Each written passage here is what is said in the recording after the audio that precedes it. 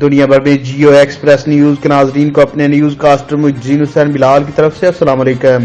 خبر شامل کرتے ہیں ضلع منڈی بہاؤالدین سے، جہاں ایس ایچ او تھانہ پھالیا اظہر عباس تارڑ کا پھالیا پولیس کے ہمراہ شہر کے مختلف علاقوں میں سرچ آپریشن۔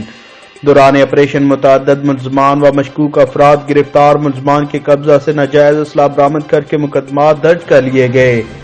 ڈی پی او منڈی بہاؤالدین سید علی رضا کی جرائم پیشہ عناصر کے خلاف خصوصی ہدایت اور D S P circle Phalia Saadi صاحب کی زیر نگرانی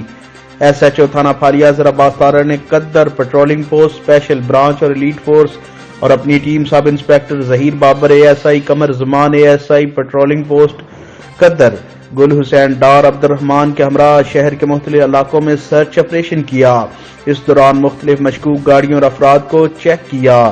اسی دوران ملزم سعید انور تارڑ سکنہ ٹھٹہ عالیہ سے پسٹل 30 بور بما 30 ضرب راؤنڈ، ملزم احسان اللہ سکنہ پنڈی کالو سے رائفل 44 بور، ملزم غلام مرتضی سکنہ لک کے قبضہ سے رائفل 223 بور بما 2 میگزین برآمد کر لی، جبکہ ملزم مقصود احمد کو پرائیویٹ گاڑی پر سرکاری لائٹ لگانے کے جرم میں گرفتار کر کے الگ الگ مقدمات درج کر لیے۔